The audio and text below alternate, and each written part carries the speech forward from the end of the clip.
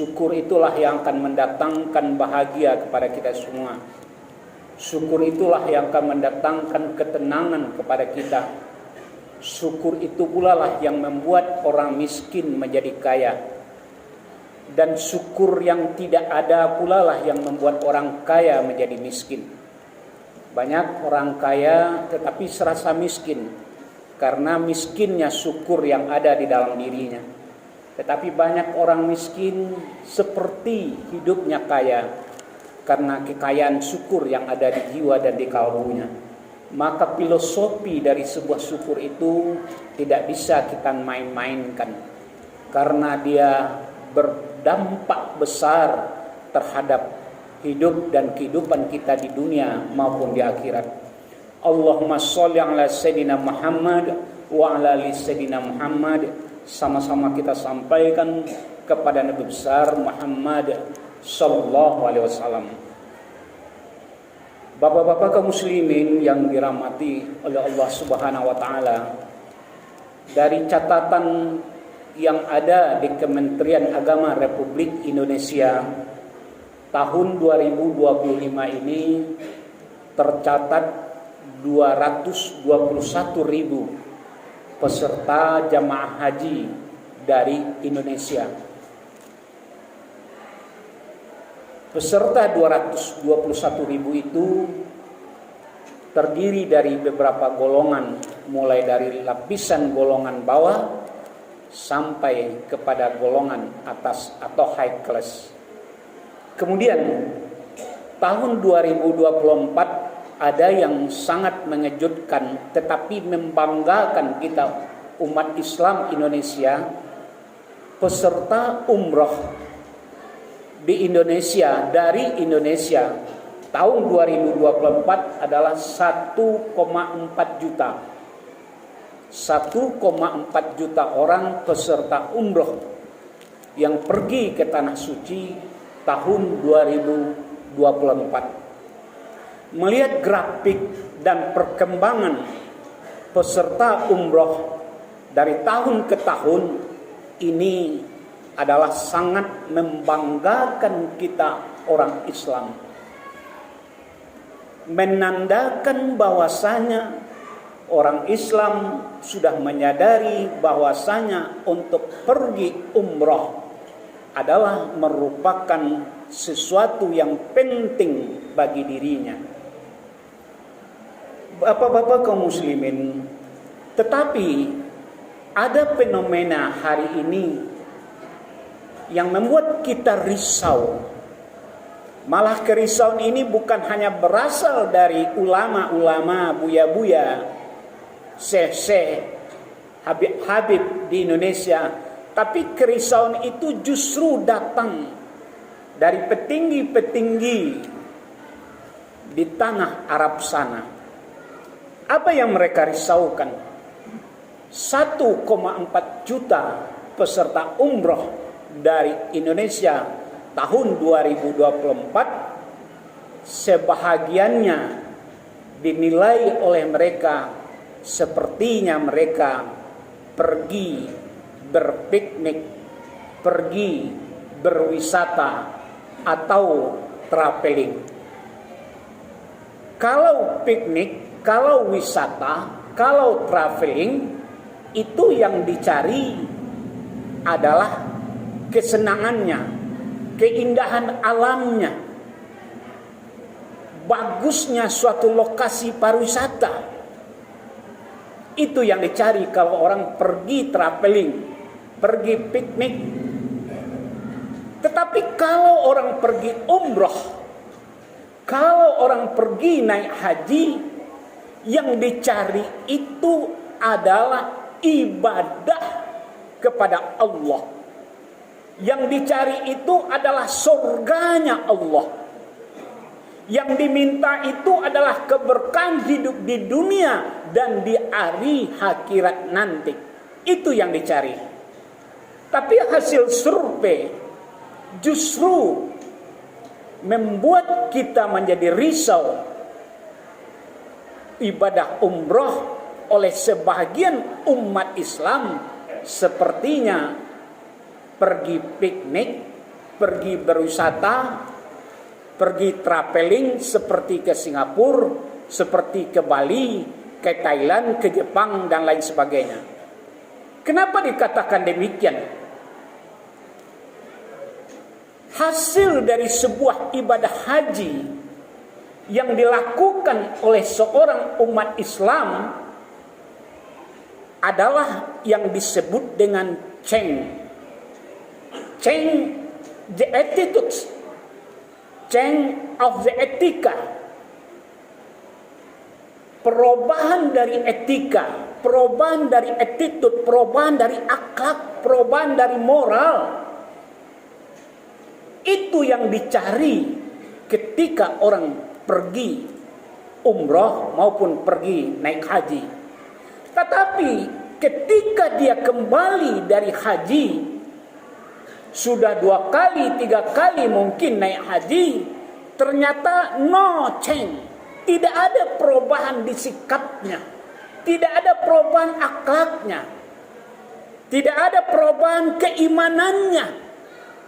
Seperti apa dia berangkat sebelum naik haji, jarang sholat berjamaah, jarang ke masjid, jarang berinfak, bersedekah. Pulang dari haji juga begitu. No change for themselves. Tidak ada perubahan pada dirinya. 1,4 juta penduduk Indonesia yang naik haji, kalau tidak ada perubahan sesudah pulang umroh, maksudnya 1,4 juta penduduk Indonesia yang pergi umroh, kalau tidak ada perubahan setelah pulang dari umroh, ya tidak salah kalau orang menilai umat Islam Indonesia pergi haji sama dengan pergi piknik dan pergi berwisata.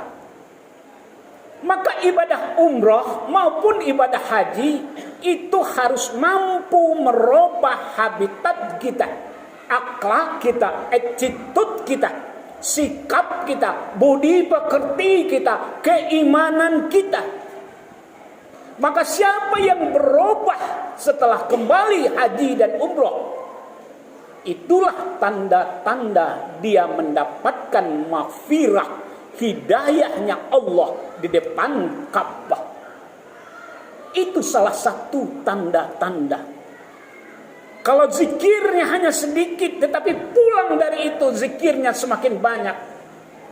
Kalau sholat sunatnya pemalas, pulang dari situ sholat sunatnya semakin banyak.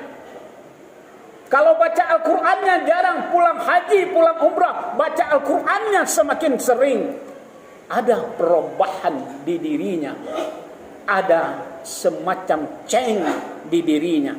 Itulah yang diharapkan dari sebuah ibadah haji umroh maupun ibadah haji. Bapak-bapak kaum muslimin yang dirahmati oleh Allah, ada fenomena yang merisaukan kita hari ini. Ada sebahagian dari saudara-saudara kita yang hampir setiap tahun pergi umroh. Mungkin dia termasuk golongan orang-orang yang zahef, golongan orang-orang yang mampu, punya uang, punya duit, sehingga pergi umroh itu bagi dia tidak memberatkan. Tetapi ingat, meskipun 10 kali dia sudah pergi umroh, 15 kali dia pergi umroh, 5 kali dia pergi naik haji, mungkin bisa naik haji pakai naik haji plus. Tetapi ketika dia tidak mengenal tetangganya, tidak bersahabat dengan tetangganya, maka dia tidak mendapatkan haji dan umroh yang sempurna. Maka fenomena kerisauan kita hari ini adalah rajin umroh tetapi tidak kenal dengan tetangga. Rajin traveling ke Bali, ke Singapura, ke Malaysia, ke Thailand, tetapi tidak kenal dengan tetangga. Tidak kenal dengan tetangga bagaimana maksudnya? bukan tidak kenal dengan namanya, tetapi tidak kenal dengan tetangga itu adalah ada tetangga kita yang miskin kali, ada tetangga kita yang kelaparan kali, ada tetangga kita yang susah hidupnya kali, ada tetangga kita yang punya hutang banyak karena demi membeli beras, demi menyekolahkan anak, walaupun dia sudah membanting tulang. Sementara kita mondar-mandir pergi umrah, pergi haji, tetangga yang miskin, yang susah, yang payah makan tidak menjadi perhatian kita. Maka kata Rasulullah, haji dan umrah orang itu akan menjadi sia-sia. Ada kisah yang sangat menarik sekali, kisah yang sangat menyentuh sekali. Ada sepasang suami istri. Sepasang suami istri ini hidup serba kekurangan. Tetapi karena keinginan besar mereka berdua pergi untuk umrah, pergi untuk naik haji, maka menabunglah. Sampailah 11 tahun dia menabung. Dan ketika datang masa musim haji, maka suaminya bilang, "Wahai istriku, siap-siaplah sebulan lagi kita berangkat naik haji." Kalau kita hitung sekarang sama juga dengan sekarang. Kalau hari raya hajinya jatuh pada 6 Juni nanti, kira-kira sebulan dari sekarang. Maka suaminya bilang, "Wahai istriku, siap-siaplah. Persiapkanlah mental, persiapkanlah hati, persiapkanlah jiwa." Tetapi istrinya bilang, "Wahai suamiku, mungkin kita tidak bisa untuk naik haji. Mungkin haji kita ditunda tahun ini." "Kenapa?" "Wahai suamiku, mohon maafkan aku," kata istrinya. "Aku sudah telat 5 bulan. Aku sudah hamil 5 bulan. Kelihatannya perutku kecil, tapi aku sudah hamil 5 bulan. Nggak mungkin, nggak kuat rasanya aku untuk berangkat naik haji," kata istrinya. "Oh, kalau begitu tidak apa-apa. Kita undur aja tahun depan. Kita tambah aja tabungan kita." Kebetulan di dalam kamar itu dia punya tabungan. Setiap dia dapat uang hasil kerja buruh, hasil jualan kue, selalu dimasukkannya ke dalam tabungannya. Dan keesokan harinya, tiba-tiba istrinya mencium sesuatu yang bau yang harum, bau yang lezat. Yang namanya orang hamil atau yang disebut dengan orang ngidam, tentu selera meningkat, rasa ingin memakannya meningkat ketika mencium bau sesuatu yang dia inginkan. Maka dia panggil suaminya, "Wahai suamiku, sini suamiku, cepat." "Apa itu istriku?" "Aku mencium sesuatu bau yang harum sekali." "Apakah suamiku tidak menciumnya?" "Oh ya, aku menciumnya." "Wahai suamiku, aku kepingin sekali memakan yang harum itu. Aku kepingin sekali. Tolong carikan, tolong minta, tolong beli." "Baiklah," kata suaminya. Maka pergilah suaminya mencari dari mana datangnya bau harum, bau enak itu. Ditemuilah kira-kira 6 buah rumah dari rumahnya. Sesampai di rumah itu diketuknya pintu. Setelah diketuknya pintu, dilihatnya seorang ibu. Kemudian dilihatnya 3 orang anak yang kurus-kurus menunggu di sekeliling tungku. Sang ibu ini sedang memasak di dalam sebuah periuk yang airnya tengah menggelegak-gelegak. Maka suaminya bilang, "Wahai ibu, sudikah ibu menjual sebahagian yang ibu rebus, yang ibu masak itu untukku? Karena istriku sedang hamil, dia sedang ngidam, dia mau yang ibu masak itu. Dia paksa saya untuk meminta, membeli yang sedang ibu masak itu." "Wahai bapak, tahukah bapak yang saya masak ini? Yang saya masak ini haram untuk bapak makan, tetapi halal bagi kami." "Maksud ibu apa?" Yang saya masak ini tidak boleh Bapak memakannya. Kalau Bapak makan haram, tetapi bagi kami halal. Tidak ngerti saya apa maksud ibu, kata sang suami ini lagi. Pak, Bapak lihat anak saya di sekeliling tungku ini. Sudah berjam-jam menunggu daging ini masak. Kami sudah 3 hari 3 malam tidak makan, Pak. Kami tidak punya uang untuk membeli gandum. Kami tidak punya uang untuk membeli ini. Kebetulan suami saya sudah meninggal pula. Maka kemarin sore saya berjalan. Kemudian di pinggir selokan saya menemukan seekor unta yang sudah meninggal 3 hari. Saya cari dagingnya yang baik-baik. Kemudian saya bungkus daging itu. Saya sembunyikan daging itu. Kemudian saya bersihkan sampai di rumah. Dan saya rebus. Maka yang dicium oleh istri Bapak itu adalah rebusan daging unta yang sudah mati. Mendengar itu terkesimalah Bapak ini. Lalu tidak boleh saya minta. Haram bagi Bapak memakan daging unta yang sudah mati. Tetapi halal bagi kami yang tengah kelaparan. Halal bagi kami yang tengah kesusahan, kesulitan, yang tak ada satupun yang akan kami makan. Mendengar itu, meneteslah air mata Bapak ini. Kemudian dia jalan pulang-pulang pelan-pelan. Sampai di rumah dia ketuk pintu istrinya dan dia masuk ke kamar. Dipanggilnya istrinya. Wahai istriku. Ya suamiku, kesinilah. Ya, mana dagingnya? Mana dagingnya? Kata, aku kepingin dagingnya.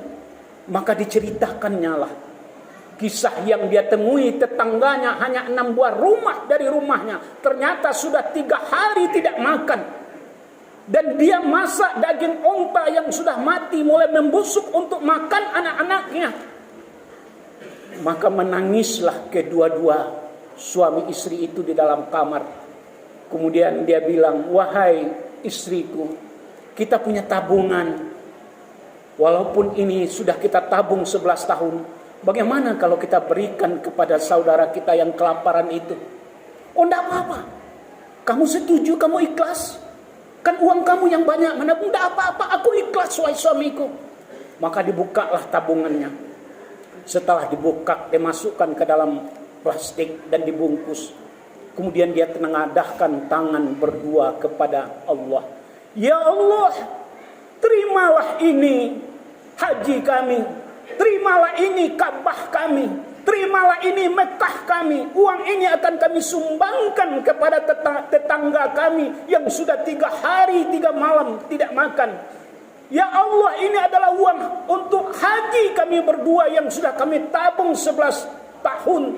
Tapi hari ini ya Allah, ada tetangga kami yang tidak makan, yang tidak minum 3 hari 3 malam. Akan kami berikan untuk mereka.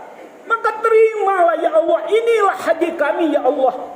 Inilah umrah, inilah ibadah kami ya Allah.